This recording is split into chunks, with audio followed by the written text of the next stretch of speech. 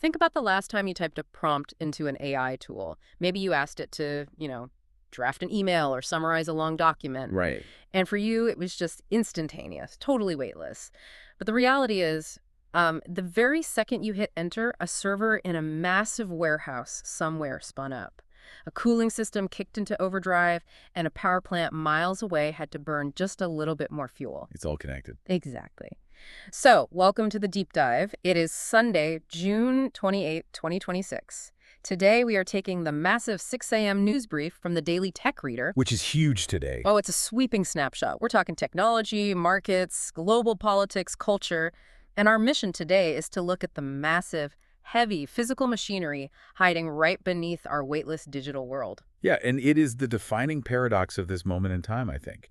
You glance at your newsfeed and see headlines about artificial intelligence breakthroughs stacked right on top of stories about Middle Eastern diplomacy, housing costs, and massive drug tunnels. It's a lot. It feels like chaos. It feels totally disconnected. But when you look at the mechanics of how the global economy actually functions, you realize none of these events are happening in a vacuum. And that is exactly our mission today. We're going to cut through the overwhelming noise of your feed. Try to distill it down. Right. We are going to start deep inside the hyperscale AI data centers, trace those power cables out to the global energy grid, cross the ocean to the Strait of Hormuz, dig into the physical reality of terrestrial borders, and end up right in your living room for this weekend's World Cup matches and the upcoming 250th 4th of July. It's quite the journey. It is. We're going to show you exactly how the technology shapes the economics, how the economics shape the geopolitics, and how it all trickles down to your daily life. To understand the architecture of today, we really have to start with the biggest capital expenditure on the planet right now, which is AI infrastructure. The server. Yes. The servers. The raw data shows that the massive cloud providers, the hyperscalers like Amazon, Google, Microsoft, they are expanding their global data center capacity at a pace that is frankly difficult to comprehend. Okay, let's unpack this right away. Because for a couple of years now, the narrative has been this frantic gold rush. Oh, absolutely. But looking at the developments today, the vibe has totally shifted. It doesn't feel like a gold rush anymore. It feels more like the railroad era. Oh, that's a good way to put it. Yeah, like we found the gold, the initial hype is over, and now we are just laying down millions of miles of heavy steel track.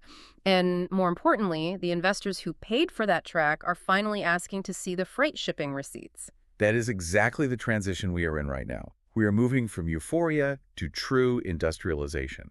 What's fascinating here is how corporate behavior is fundamentally changing to reflect that. Right.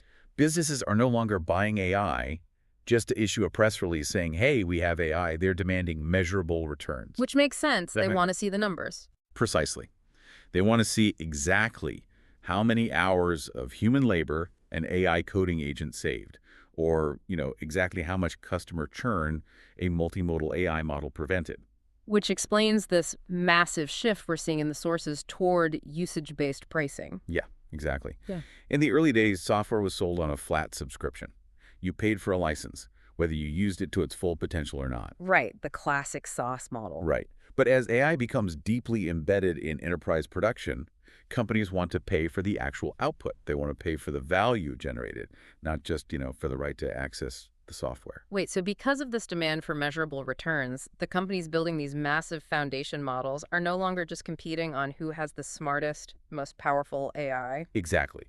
They're actively competing on efficiency. They're trying to build models that give you the exact same answer, but use half the computing power to generate it. Okay, but hang on. I need to push back on this idea of a smooth transition to some efficient industrial utility. Okay, go for it. Because if we are entering this mature, measurable phase, why am I seeing so much friction on the ground? Looking at the brief, Florida just became the first state to officially sue OpenAI over ChatGPT safety failures. Right, the safety lawsuit. Yeah, if these tools are so embedded and efficient, why are state governments literally dragging these companies into court?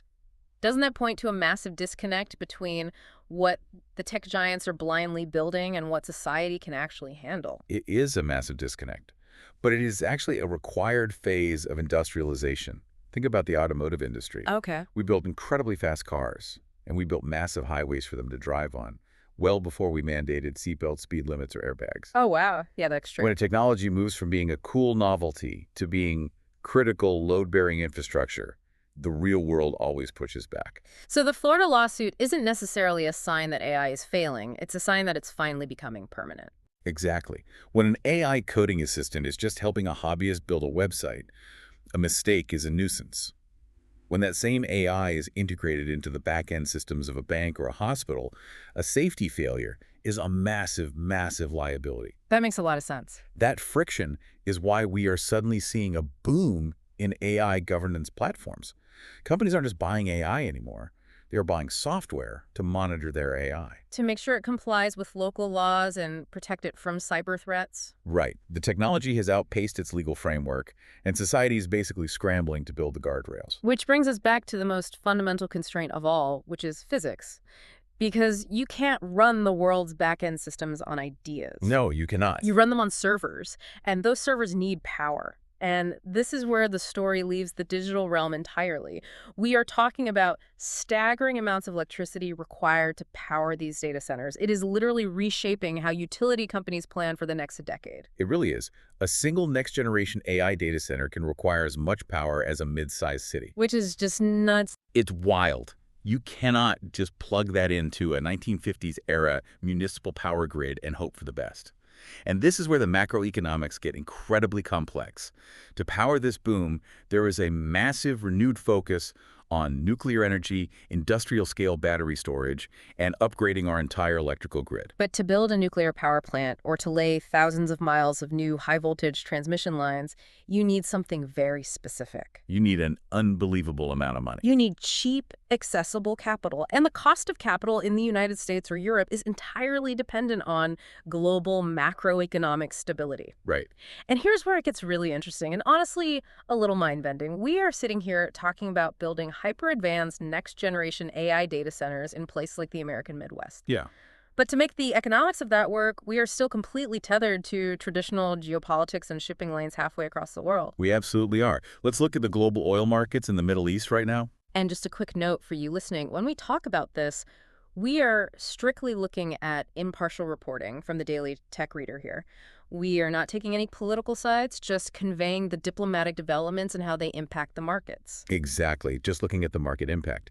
So diplomatic negotiations between the U.S. and Iran have been progressing, and Qatar has actually stepped in as a key intermediary. Right. They have reached a tentative framework that has effectively calmed tensions in the region, particularly around the Strait of Hormuz. Which is one of the most critical choke points for global oil shipping in the entire world. It is. And because shipping activity in the Strait is returning to normal, the global supply of oil is stable, which is keeping oil prices near recent lows. Okay, connect the dots for me here. How does a diplomatic agreement in the Middle East actually help build a server farm in Ohio? Like, what is the actual mechanism? The mechanism is inflation. When oil prices spike, the cost of manufacturing and shipping every single physical good on the planet spikes with it. Right, because everything moves on trucks and ships. Exactly. That drives up inflation. When inflation goes up, central banks raise interest rates to cool the economy down.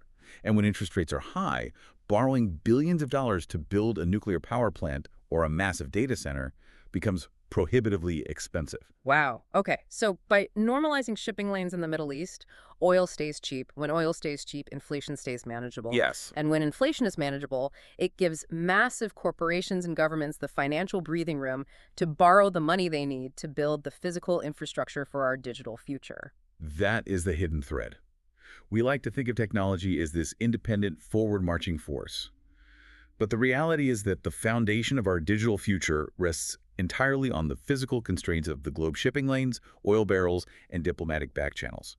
So what does this all mean for the average person? Because as I look at all these moving parts and the sources, I am struck by a massive, jarring contrast. Well, on one hand, we have this soaring digital narrative. Bitcoin is hovering near recent highs. Semiconductor companies are posting earnings that just reinforce this boundless technological optimism. Right, the tech boom. But then you look at the terrestrial economy, the physical world where you and I actually live. Treasury yields remain elevated. Inflation, while manageable for big corporations, is still a central sticky issue for everyday consumers. It really is. And housing affordability is a massive challenge for prospective buyers right now. It honestly feels like we are living in two completely different worlds. If we connect this to the bigger picture, you're describing exactly what economists call a two-track reality. A two-track reality. Yes, the digital track, so the world of semiconductors, generative AI, commercial spaceflight, is operating on a trajectory of massive capital influx and exponential growth. It is basically unconstrained by gravity. But the physical track is entirely bound by it. Yes.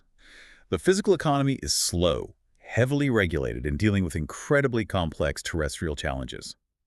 When treasury yields are elevated, it means the baseline cost of borrowing money in the physical world is high. Which translates directly into expensive mortgages. Exactly, which is why prospective homebuyers are struggling. Capital is naturally flowing toward the hyper-efficient digital track, leaving the physical track starved and sluggish. And there is perhaps no more literal example of this contrast than what happened at the border this month. Up in the cloud, we have hyperscalers deploying foundation models that can translate languages, generate video, and cross global boundaries instantly. Flawlessly. But down on the ground, border and immigration security remain incredibly difficult, tangible political issues. Just a few weeks ago, federal authorities uncovered a literal 2,000-foot drug tunnel connecting Mexico to the U.S. It is the ultimate contrast, isn't it? A 2,000-foot tunnel dug through dirt versus data moving at the speed of light. Yeah, that visual is striking. It highlights the profound friction of the 2020s. We have built a digital economy that operates instantaneously, but we still live in a physical world that requires concrete, border patrols, and deeply complex human logistics. How do those two tracks ever reconcile? You can't just apply an AI software patch to fix a housing crisis or secure a physical border. No, you can't. But you can use the efficiency of the digital track to speed up the sluggishness of the physical one. And that is exactly what governments are attempting to do right now, according to the brief. Oh, like states modernizing their agencies? Exactly. State and federal agencies are actively expanding AI modernization across public services. They're using AI to optimize supply chains, speed up the permitting process for new housing developments, and even analyze seismic and ground-penetrating radar data. Oh, to locate things like illicit tunnels. Right, much faster than a human analyst ever could. So they are trying to inject the speed of the digital track into the heavy machinery of the physical track. Exactly. It's a slow, grinding process, Yeah. but that integration is the only way to close the gap between the two economies. That friction is definitely palpable. But despite the inflation, despite the complex geopolitics in the Middle East, and despite this tension between the digital and physical worlds, the reality is that your daily life is still moving forward. It is. People are just living their lives. Exactly. It's Sunday.